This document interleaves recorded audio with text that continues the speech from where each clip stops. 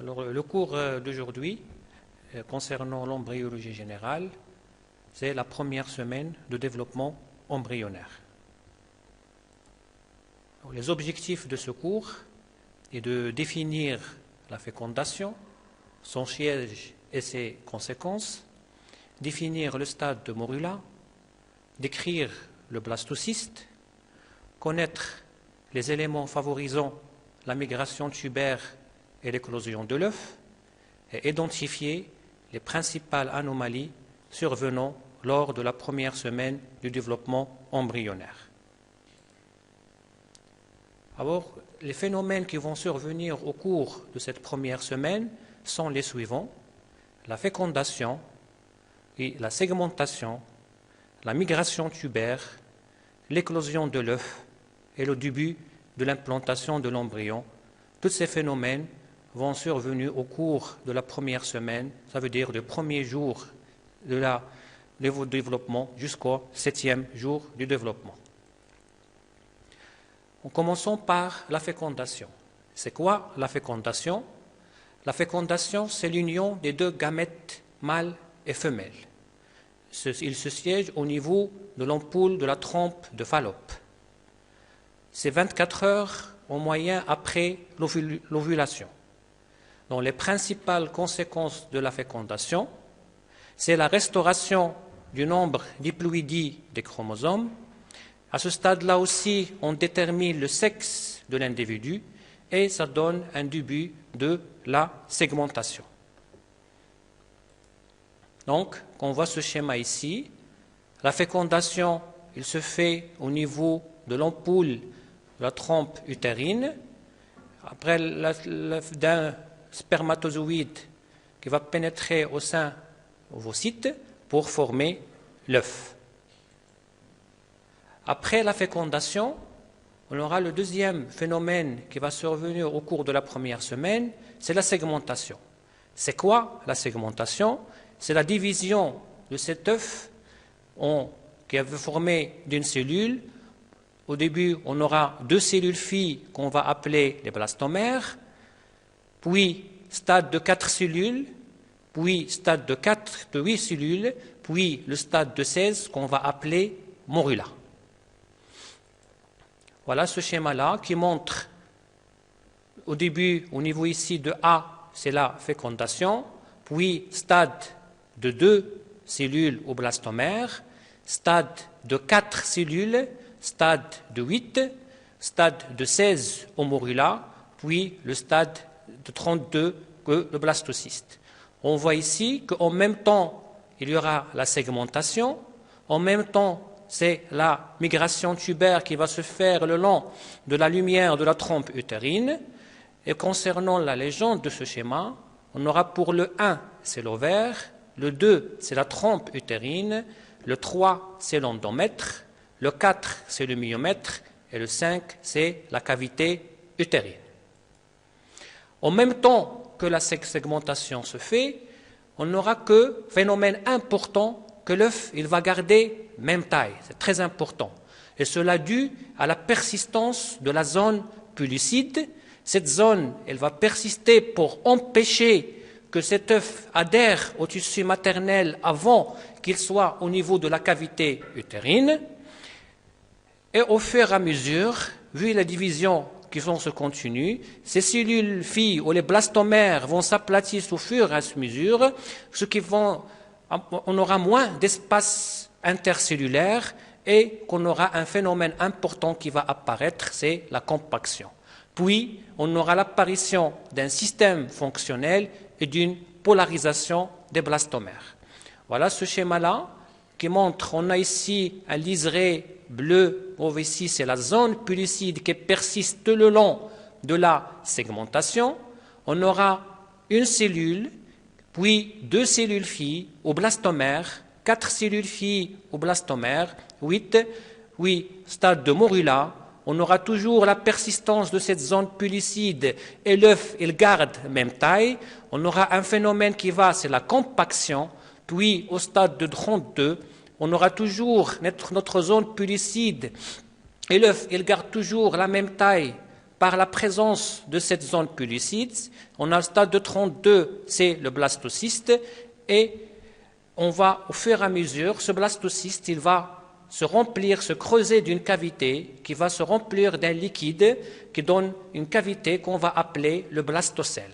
Donc, on aura des blastomères qui sont polaires ou externes et des blastomères qui sont polaires ou internes. Voilà ce schéma-là qui résume les différentes étapes de la segmentation. On aura, au début, c'est la fécondation, au niveau première cellule, puis deux cellules avec la persistance de la zone pellucide, et l'œuf il va garder la même taille. En même temps, on aura la migration tubaire jusqu'à la cavité utérine, puis la formation de blastocystes vers le 5e jour qui va se creuser d'une cavité, puis on aura l'éclosion de l'œuf par la déhiscence de cette zone pellucide, et on aura vers la fin de la première semaine le début de l'implantation de l'œuf. Cette migration tubaire que se définit comme que l'œuf va parcourir le long de la trompe pour arriver jusqu'aux cavités utérines où aura le siège normal de la nidation, cette migration tubaire est favorisée par des éléments importants qui sont les battements ciliaires de l'épithélium tubaire. Comme on le sait, l'épithélium tubaire, c'est un épithélium qui est cylindrique simple cilié, renfermant deux types de cellules, des cellules ciliées et des cellules glandulaires non ciliées, et aussi on aura la musculeuse de cette trompe qui va se contracter pour favoriser le déplacement de l'œuf, et le mucus qui va être élaboré par les autres cellules qui sont non ciliées, qui sont les cellules glandulaires, qui vont aussi favoriser ce déplacement de l'œuf le long de la trompe. Voilà, ce schéma-là, l'œuf au sein qui est dans une zone pellucide. À l'intérieur, c'est les blastomères. Et on a ici l'épithélium tubaire. On voit ici les cils qui vont favoriser le déplacement de ces cellules, de cet œuf-là, vers la cavité utérine. Donc, vers le 4e, 5e jour, cet œuf est formé de 32 blastomères. Ça veut dire 32 cellules filles. À ce stade-là, on aura un liquide qui va venir de la cavité utérine, qui va pénétrer dans la morula et va former une formation centrale qui est le blastocèle, une cavité qui est le blastocèle, et la morula va se transformer en blastocyste, et qu'on aura cette image-là, toujours qui est en jaune ici, c'est la zone pellucide, c'est au stade de blastocyste, on aura deux types, on aura une masse cellulaire interne ou le bouton embryonnaire et des cellules externes ou périphériques qui bordent tout le long de cette zone pellucide de côté interne qui vont former le trophoblaste et qui vont être centrés par une cavité qu'on appelle le blastocèle qui va se remplir d'un liquide qui va survenir, qui va provenir de la cavité utérine.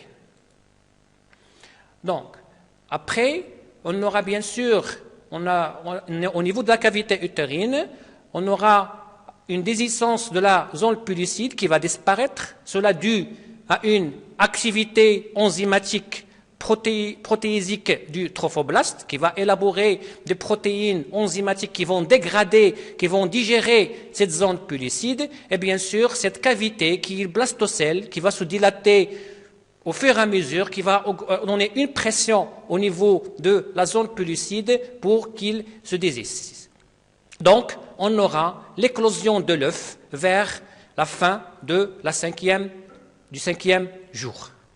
Donc, ce schéma-là qui montre l'éclosion de l'œuf, on voit ici en 1, c'est la zone pellucide qui va subir une déhiscence à ce niveau-là, et on aura l'éclosion de l'œuf. On aura cette cellule périphérique qui vont former le trophoblaste. Ici, en 4, c'est le blastocèle qui va se remplir du liquide qui provient de la cavité utérine et la masse cellulaire interne ou le bouton embryonnaire qui va au fur et à mesure se former en deux feuillets, on peut dire, un feuillet externe et un feuillet qui est interne.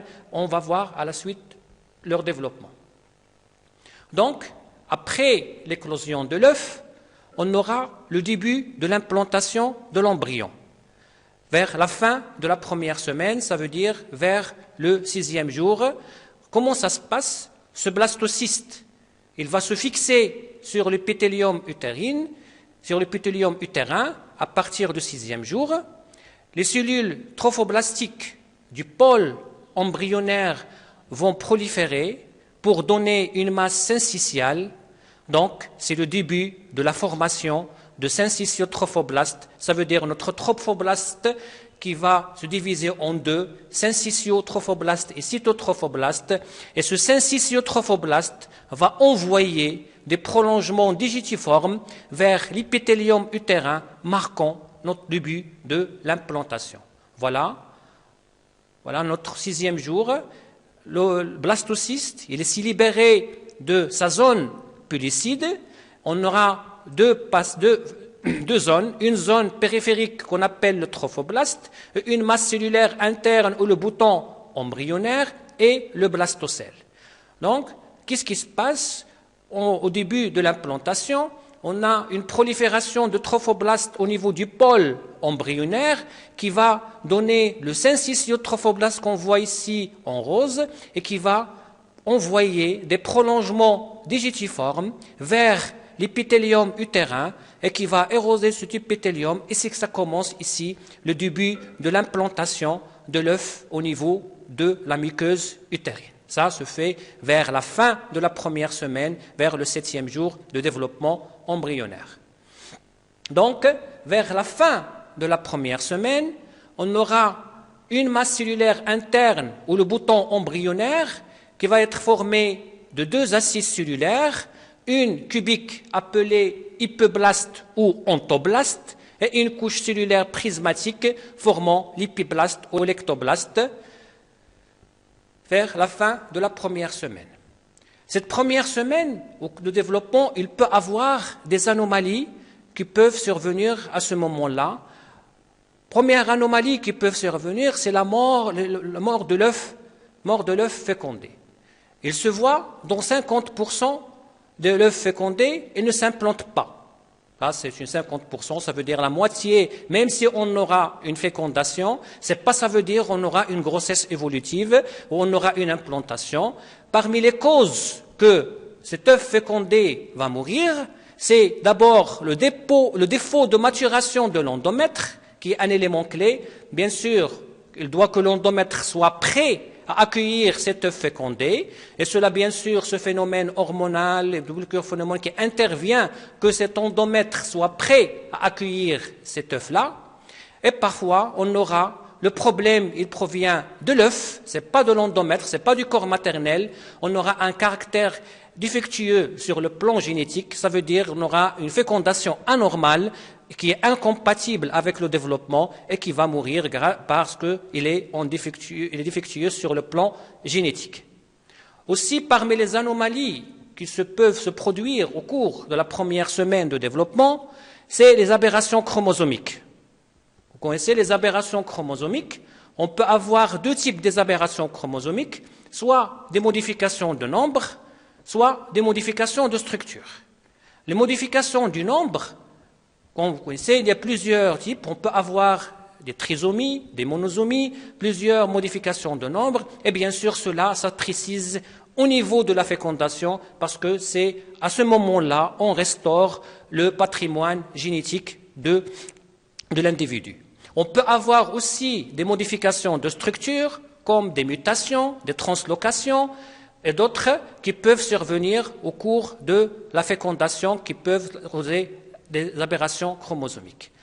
On peut avoir aussi, ça ce qui est normalement qu'on va plus profondément au cours de la deuxième semaine de développement, c'est les implantations ectopiques. Qu'est-ce que ça veut dire implantation ectopique? Ça veut dire qu'on aura une implantation en dehors de la partie normale, physiologique de l'implantation qui est la cavité utérine. Il peut avoir une implantation extra-utérine au niveau ovarien, au niveau abdominal. On peut avoir une implantation à l'intérieur de l'utérus, mais plus profondément. On peut avoir une implantation au niveau de la trompe ou une implantation au niveau du col utérin. Alors, en conclusion, si on veut résumer ces différents stades qui vont survenir au cours de la première semaine de développement embryonnaire, on aura l'élément clé, c'est la fécondation, qui se fait au niveau de l'ampoule de la trompe, au niveau de tiers externe de la trompe utérin. Une fois la fécondation elle était faite, ça donne une restauration de patrimoine génétique, détection de le sexe de l'individu, puis en même temps qu'il y a la migration tubaire de l'œuf, on aura en même temps la segmentation, ça veut dire on aura la division de cette cellule mère en 2 cellules filles, puis en 4 cellules filles, puis en 8, puis en 16 cellules, que donne le stade de Morilla, toujours notre zone pellucide qui persiste tout le long de ce parcours-là, évitant bien sûr que l'œuf s'implante au niveau de l'endomètre, au niveau de la muqueuse de la trompe, et ce déplacement-là, elle est favorisé par les cils, l'épithélium cilié de la trompe avec des cellules glandulaires qui vont élaborer de mucus qui aident aussi à ce passage et en même temps la contraction de la musculeuse de la trompe qui donne des contractions péristaltiques qui favorisent ce déplacement-là. À partir du stade de Morilla, on aura après le stade de blastocyste, maintenant l'œuf il est dans la cavité utérine, il va se libérer de la zone pellucide, ce qui est c'est l'éclosion de l'œuf, au stade de blastocyste, ça veut dire au stade de 32 blastomères. À ce stade-là, on a une partie périphérique de cellules qu'on appelle le trophoblaste et une masse cellulaire interne ou bouton embryonnaire et une cavité centrale qui est le blastocèle. Regardez ici l'endomètre qui va au niveau de la deuxième cycle menstruel de la femme qui est en stade sécrétoire, qui élabore beaucoup, qui favorise donc ici la muqueuse utérine, ici c'est le myomètre qui est prêt à accueillir cet œuf-là au niveau de la première semaine. Les anomalies, ils peuvent avoir une implantation ici ectopique ou implantation au niveau du col utérin ou à l'extérieur, empêtement de l'utérus. Merci de votre attention.